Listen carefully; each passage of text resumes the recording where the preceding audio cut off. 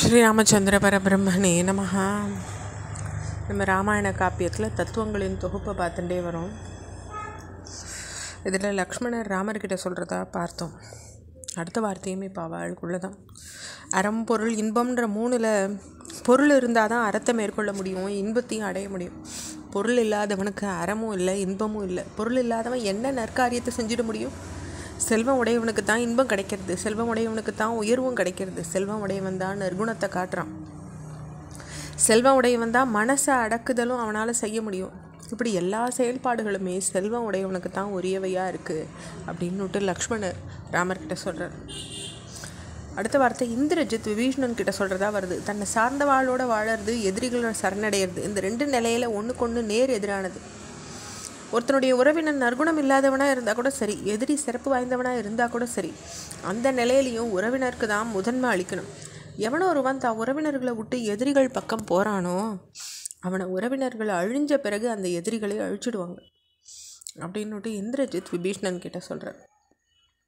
அதுக்கு விபீஷணன் இந்திரஜித் கிட்ட சொல்கிறார், தர்மத்தின் பாதையிலேருந்து தவறி பாவங்களை செய்ய துணிஞ்சிட்ட மனுஷனை ஒருத்தன் உதறினாக்கா அவன் தான் கையை சுற்றிட்ட பாம்பை உதறினவனை போல நிம்மதி அடைஞ்சிக்கிறான்.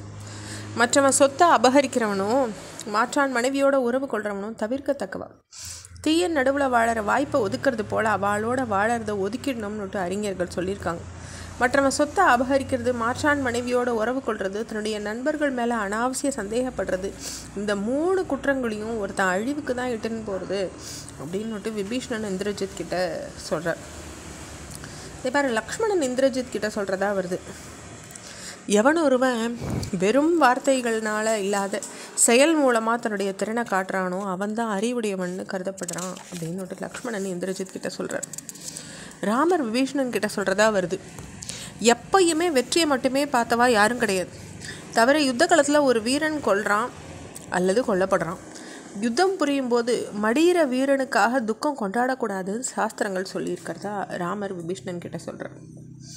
அதே மாதிரி ராவணனுடைய மனைவிமார்களான அரக்கிகள் ராவணனுடைய இறந்த உடலை பார்த்து புறம்புற வார்த்தைகள்.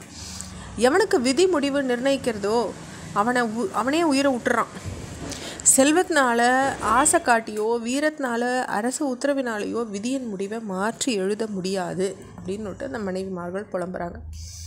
மண்டோதரி ராவணனின் உடலை பார்த்து சொல்கிறாங்க, செய்த குற்றத்துக்கான விளைவை அனுபவிக்க வேண்டிய நேரம் வரும்பொழுது தவறு செஞ்சவன் அதன் பயனை அனுபவிச்சே தீருவான். இது பற்றி சந்தேகத்துக்கு இடமே இல்லை.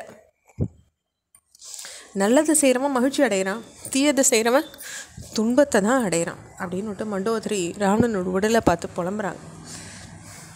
மேலே அவங்க சொல்கிறாங்க, கணவன்கிட்ட மாறாத அன்பு கொண்ட பெண்களினுடைய கண்ணீர் பூமியில் விழுந்தால் அது வீணாறதே கிடையாது அப்படின்னு சொல்கிறாங்க. ராவணனுடைய மற்ற மனைவிகள் மண்டோதரி கிட்ட சொல்கிறது, காலம் மேற்கொள்கிற கோலத்தின் காரணமாக மன்னவனுடைய செல்வமும் மேன்மையும் என்றைக்குமே நிச்சயம் இல்லாதது தான் அப்படின்னுட்டு மண்டோதரி கிட்ட அவள்லாம் சொல்கிறாங்க. ராமர் விபீஷணன் கிட்ட சொல்கிறதா வருது. ஒரு மனுஷன் மரணம் அடையும் வரையில் தான் அவன் மேலான விரோதங்களும் வாழறது அப்படின்னு சொல்கிறார் ராமர். சீதை ஹனுமார்கிட்ட சொல்கிறதா வருது. நம்முடைய வினை பயன்களைத்தான் நாம் பெறுகிறோம். விதி ரொம்ப வலிமை வாய்ந்தது, நேரிடுற அனுபவம் எல்லாம் ஏற்கனவே நிச்சயிக்கப்பட்டது தான் அப்படின்னுட்டு ஹனுமார்கிட்ட சீதை சொல்கிறாங்க. அதே மாதிரி ஒரு புலியின் முன்னிலையில் ஒரு கரடி பேசினதாக சொல்லப்படுற வார்த்தைகள் சீதை ஹனுமான் கிட்ட சொல்கிறதா வருது. மற்றவர்களால் தனக்கு இழைக்கப்பட்ட தீங்கை மேலான தன்மை படைச்சவா மனசில் வச்சுக்கிறது கிடையாது. தீங்குக்கு பதில் தீங்கு இழைக்கிறது இல்லை அப்படின்ற விரதத்தை என்றைக்கும் கடைப்பிடிக்கணும். நல்லவாகிட்ட மட்டும் இல்லாமல் பாவிகளும் கொல்லப்பட தகுந்தவாகிட்டையும் நற்குணமுடையவன் கருணை காட்டுவான். எப்பயுமே தவறு செய்யாதவன்றது யாரும் கிடையாது. அப்படி இருக்கும்பொழுது குரூரமானவா இடத்துல கூட கருணை காட்டுறதுனுடைய நற்செயல் நல்லவாளுக்கு நன்னடத்தை தான் ஆபரணம் அப்படின்னுட்டு சீத்தை ஹனுமார்கிட்ட சொல்கிறாங்க. ராமர் விபீஷணன் கிட்ட சொல்கிறதா வருது. சிறந்த அரண்மனையோ வசதியான ஆடைகளோ கோட்டை மதில் சுவரோ அரசு மரியாதையோ ஒரு பெண்ணுக்கு பாதுகாப்பு அளிக்கிறது கிடையாது. அவளுடைய நன்னடத்தை உண்டி தான் அவளுக்கு உண்மையான பாதுகாப்பு, அதுதான் அவளுடைய கேடயம் அப்படின்னுட்டு ராமர் விபீஷணன் கிட்ட சொல்கிறார். தொடர்ச்சியை நம்ம அடுத்த பகுதியில் பார்க்கலாம். ஸ்ரீராமச்சந்திர பரபிரம்மனே நமஹ.